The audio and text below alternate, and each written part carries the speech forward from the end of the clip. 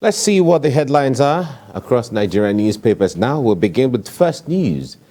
First News says questions over acting CJN, Ariwola's credentials, health status.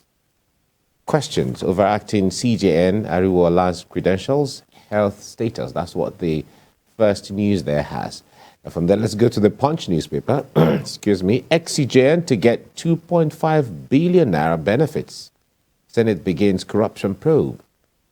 Ex-CJN to get 2.5 billion naira benefits. Senate begins corruption probe. That's what the Punch newspaper has. And from there, let's go to the Nation newspaper. And this is talking politics. How APC governors edged us out by aggrieved senators. Buhari dangles a carrot at meeting with 15 senators. Kalu says defection now ruled out.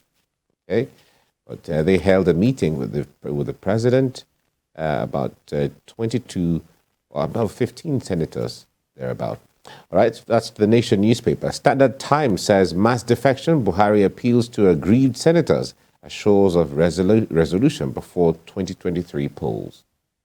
Okay, that's what Standard Times has. This Nigeria is next. Amid mass defection fever, Buhari woos angry senators.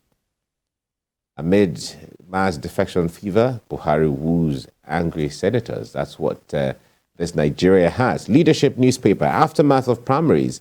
Save APC from collapse. PMB begs aggrieved senators and others.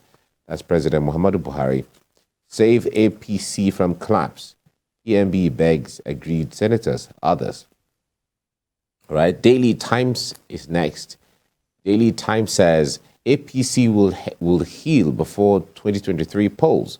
Buhari is saying this. Daily Times says APC will heal before 2023 polls. Says ruling party leadership currently addressing outcomes of recent primaries. Okay, all right, that's Daily Times. Let's go to Blueprint newspaper. Blueprint. APC primaries is the focus here. Buhari halts defection of 22 aggrieved senators. All right. Buhari halts defection of 22 aggrieved senators. That's what the Blueprint newspaper has. The president assures justice, national interest shall prevail. Will lead issue of defection to rest. We'll lay it to rest, or we've laid issue of defection to rest. That's Senator Orjius Okalu is quoted as saying that. Okay, it has some multiple writers in there. That's a Blueprint. Daily Independent is next. It's time to implement 2014 Confab report. Former President Goodluck Jonathan is quoted as saying this. It's time to implement 2014 Confab report. Okay. That's another issue altogether. News Direct is next. Prison congestion is the focus here. Federal government proposes maximum 12-month trial period. Federal government proposes maximum 12-month trial period. All right, from there, let's go to Daily Trust. Hajj is a focus here. 5 days to deadline. Less than half of Nigerian pilgrims airlifted. Right? 5 days to deadline, less than half of Nigerian pilgrims airlifted. The Guardian newspaper, Nigeria risks financial blockade, frosty relations with funders. All right, Nigeria risks financial blockade, frosty relations with funders. That's what the Guardian has. The National Economy says investors seek better yields as 17.6% inflation subdues fixed income investment. Right? Investments seek better yields at 17.6%. Inflation subdues fixed income investment. That's what National Economy has. Business Day is next. Nigeria Eurobonds near junk. Shut out of debt market. Nigeria Eurobonds near junk. Shut out of debt market. All right. These are all signs that all is not well in the financial sector. All right. Financial Times is next. And of course, Financial Times says Trump wanted to join armed mob on Capitol Hill, aide says. Of course, if you're following that development, there's a probe, there's an ongoing congressional probe on the January 6th invasion of the Capitol, right, in the United States. Daily Telegraph is next, and it says PM faces, that's Prime Minister faces cabinet battle over defense spending. All right, and then we head to Saudi Arabia. Saudi Gazette says cabinet briefed on outcomes of MBS's regional 3-nation tour. Okay, that's what the Saudi Gazette has. Okay, those are the papers this morning. There are the issues of defection is on the front burner this morning. You see, many of the papers talked about the issue of senators defecting to other political party because of dissatisfaction from the outcome of primaries, where a lot of them, or many of them, won't be returning to the National Assembly. But the president told, in a way, because one of the papers said the president dangles a carrot before them. The president said some of these things will be settled and some of them will be compensated. From the quotes that we had. How do you compensate a senator when he loses his seat? How do you compensate 22? Is it after you win the elections? Well, maybe that is it. Do you want to be, how many of them can be ministers? Or would they prefer to be senators instead of being DGs in some parastatals and so on? Well, it depends on individual, but it's quite an interesting development. And also, as Senator Olamilekan Solomon said yesterday, these things happen around this time. There has been a battle, and when there is battle, even when you win, you still have bruises. Anytime Muhammad Ali won, he still had to go to the hospital. Of course, he needs to. So the victory is moral, but the body doesn't feel the victory. The spirit may feel it, but the body does not. So that is to be expected in this kind of situation. But we'll see how that pans out. It leaves a lot of challenges, and some of them may not trust the party enough to want to. Some of them are actually angry with their own party leaders at home. So it may not be an issue of Buhari trying to help them at the center. But if you have a problem with your governor, and the same governor will still have to suggest to the president, the next president, who should be given what and who should not be given what, you have to say that the next president will have to prefer your judgment to that of the governor. That of the governor. So it's going to be a very tricky scenario going forward. And some of them may weigh the options and decide, well, this is what is good for me. It's not by meeting with the president that makes it work. But when they even defect, the point there is you're defecting.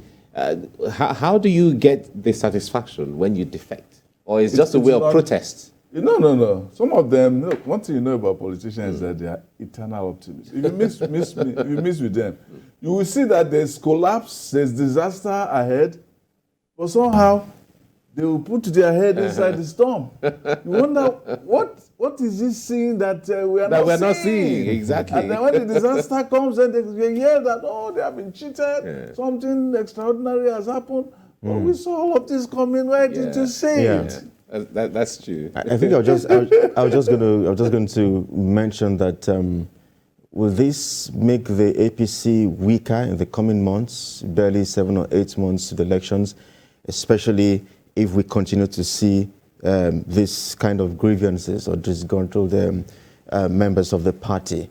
As expected, we've all said that we'll definitely see more defections, but will the ruling party be left made weaker, as the months go by?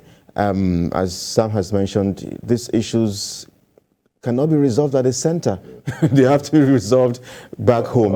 And so I even wonder, or some people are wondering as well, will Mr. President actually, apart from the meeting in Abuja, is he going to make efforts to reach out to those governors to see how they can put aside their differences to bring them together and work as one. I also see that Mr. President looks like he wants to ensure that the APC stays in power even after the end of his tenure, which is a good thing to see him, because a lot of persons have accused him of not being interested. Some people say he cares about himself and all of that. But it's good to see the president meeting with these aggrieved senators. And as I always say, I said this last week, the opposition party needs to learn from the APC. If one person leaves or is aggrieved, you should see how you should be uniting. I'm yet to see any PDP leader at the center, try to unite the aggrieved members. There are factions everywhere. Wike has not been, no PDP stakeholder has met him just yet. And there's a certain bromance, so to say, between Wike and Kwankwaso. There are rumors here and there if it's going to defect or not. So I think the opposition party, we should be seeing this rather from the opposition party. They should be trying to see how they can put their house together. They should learn from the APC, I must say.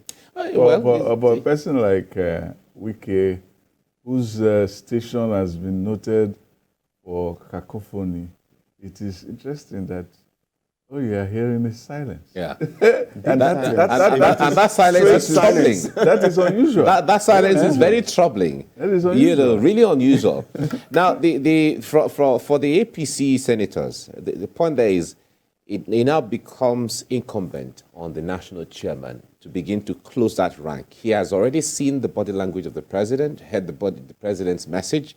It is the national chairman's prerogative now to see how he can close ranks. Of course, there are going to be differences with the governors, the home governors of those aggrieved senators. So the national chairman should be able to melt all of those together and weave that aspect together. Whether he's able to do it perfectly before the election is totally a different thing. But others will say, where is the place of ideology? If we're talking about political parties, where's ideology? Where is the place of ideology? Where people just, everybody just, you are aggrieved to just jump. Interest. You are aggrieved to just jump. How would you talk about ideology when there's only interest? It's about interest. But the point there is, for every extra administration or election or every extra year, political year, we're supposed to be entrenching what we have. We're not there yet. We're still a kangaroo political atmosphere. So we go there, we are carpetbaggers, we move from here. What is if we have things there the other way, you move to the other side. And when it is empty there, you go, it's what they call it, it's moving from areas of lower concentration to areas of higher concentration. So that is how we do our politics. And I know I've said in the past that that the effect of this so-called gale of defections may be exaggerated. So some of these people were imposed, and now that other people are imposed on top of them, they are acting as though they are Democrats. Suddenly they have become Democrats. When they imposed me, it was fair. But now that they have he has turned the other way around. Somebody else on me, it's not democratic. It's not democratic. I have to show that I have democratic credentials. So I have to move to a renegade party whose structure and influence you don't know. And because as senator, anytime you moved around, because you had money and you asked constituency allowances, people were moving around with you. You think you're popular? But some can also be political bluffs. Because there's a room for political bluff. If you know, okay, I want to test my popularity, and then you threaten to move, and then so you see how people rally around. No, don't go. Don't go, please stay. We need you here and there. And then it brushes their ego and all of that. I know that our veteran here has always played down on these defections, but like I said, politics is about a game of numbers. We are talking about 22 senators here. It could be 22 weak men. Maybe not all of them, but maybe 15 week men. Okay. Or maybe 16 We have week gathered men. experiences. 5 years, 10 years, 15 years. Have you not seen over the years? Yeah, but at the end of the day, there have been many who have left. There have been many who have left. Okay. Who have been there 4 or 5 terms. When they went to fight again, they couldn't get it. Yeah.